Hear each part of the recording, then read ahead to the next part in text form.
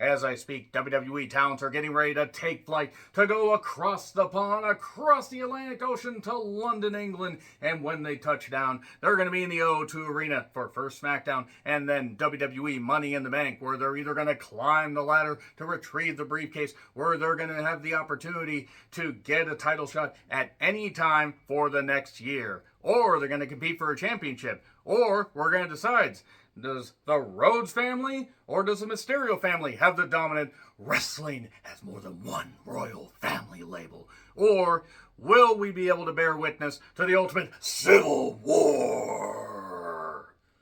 Let's talk about the card, shall we? I'm John Rhythm with my WWE Money in the Bank 2023 predictions. Let me know your predictions in the comments, please. Couple quick notes. I'm recording these after Raw. Why? They pretty much have the card set. SmackDown is going to be, well, it's going to be live for the London, UK crowd, but it's going to be taped because of the time difference, so I don't really think they're going to add anything last minute, and if they do, before SmackDown, excuse me for not having the clairvoyance to see that. And also, another note, I'm not going to be watching Money in the Bank live because I work long shifts on Saturdays, wait though, that's another show. So I'll be catching up on that once I'm off work. So yeah, it's going to be quite fun. I think that this card has potential to, one, have a very, very, very electric crowd. And also the results are either going to piss off a lot of people or make a lot of people stand up and say, yay, WWE actually did something good. Which, honestly, with their pay-per-views, premium live event views, as it were, they've been getting mostly, they've been getting them mostly right, as it were. But yeah, let's talk about it. Whoa, Seth Pheasant Rollins and Finn Balor, 7 years in the making. It's for the secondary Consolation Prize Championship. I mean, I'm sorry, that's what the World Heavyweight Championship is. No amount of hard work is going to make it seem like anything other than a secondary title. That being said, a lot of history behind this. Could Balor win? Sure, he ain't gonna. Rollins is gonna win. And I think I think one of the ladder matches will actually open the show. But Rollins will retain here. Now, there could be a cash-in. God, I hope not. If it's who I fear will win the briefcase. More on that in a bit. But yeah, Rollins is going to retain. Good match is what I'm anticipating. I think 15 to 20 minutes is what they need to give them minimum.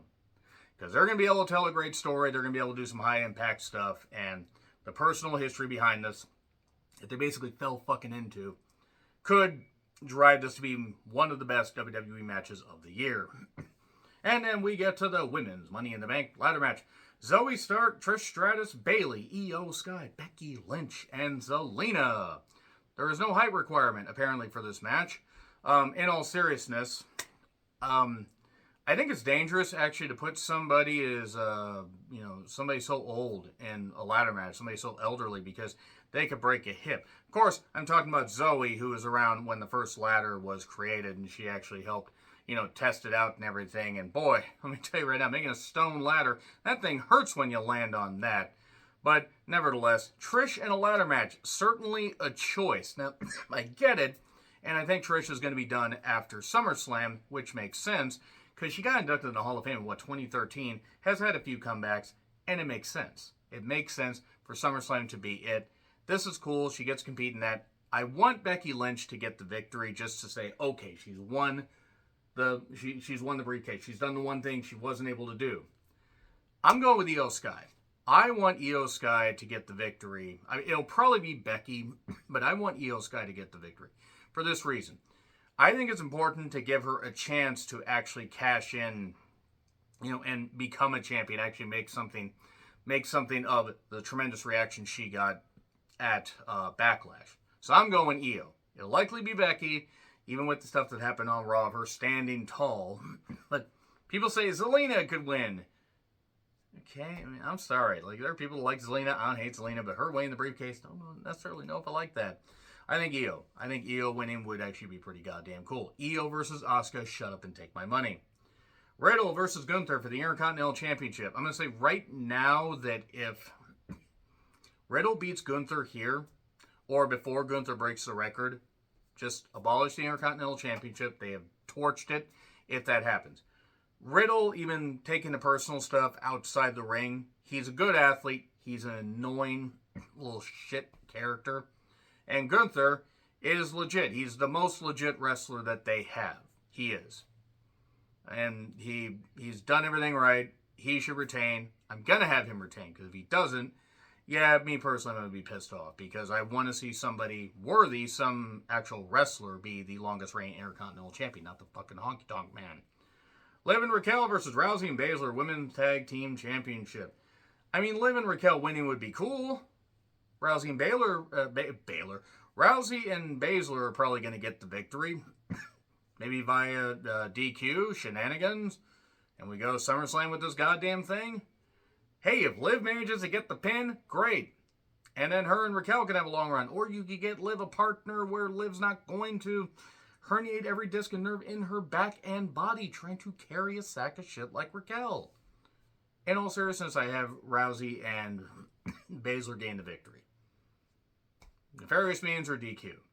Cody versus Dominic. I think that what's going to happen is Brock's going to make his return. I think you could have Dominic actually get the victory. You could have the referee down. You could have Bork run out. You could have Bork F5 Cody. Dominic gets the victory. And then Cody's more pissed off at Brock for showing up and ruining that. Now, Cody could win, and then Bork could still show up. But Bork is showing up. If he doesn't show up, I will be very, very surprised. If he doesn't show up here, he's going to show up on the following Raw. Dominic wins when Bork runs in after a ref bump. Or Cody wins, and then Bork beats him up. And then we get Nakamura, LA Knight. Yeah. Ricochet, Escobar, Priest. The men's Money in the Bank ladder match. Peter Dunne is in it. And Logan Paul. Logan Paul is going to win this thing, is what I fear. LA Knight should win it. I really, really, really fear Logan Paul is going to win. And if Logan Paul wins it, you may not catch me really investing that much in Raw. Because that's a mistake. That makes the briefcase a bigger joke than when Otis had it. Logan Paul, as far as in the ring, has taken it seriously. But I'm going to throw the personal shit in there, and he deserves every bit of hatred and scorn for being a shitbag, pig abandoner, and NFT scammer, and filming that body in that Japanese forest, and a whole bunch of other stuff. Hey, he's popular. He's popular with idiots. I mean, I'm sorry. If you like him, that's cool, but generally a lot of fans that like him tend to be idiots. Logan Paul is probably going to win, which I'm going to hate. I want LA Knight to win, so I hope it's LA Knight.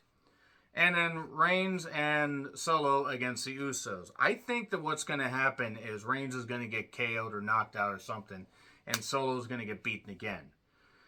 And it's going to be like Roman's going to be upset at Solo. The Usos are going to get the victory, and Solo's going to basically snap because Roman blames Solo, even though Solo did his goddamn best and was going 2-on-1 near the end. Now, Roman and Solo winning would be fine, but I don't know. After what the Usos did in getting out of the deal, I almost feel like they have to win here.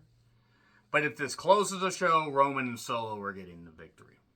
I'm going Usos via ref bumps and Solo getting beat up. So there you go. Those are my Money in the Bank predictions. Let me know your predictions in the comments. Please like, share, subscribe, Twitter handle in the description. I'm John Rickland. I'll see you soon.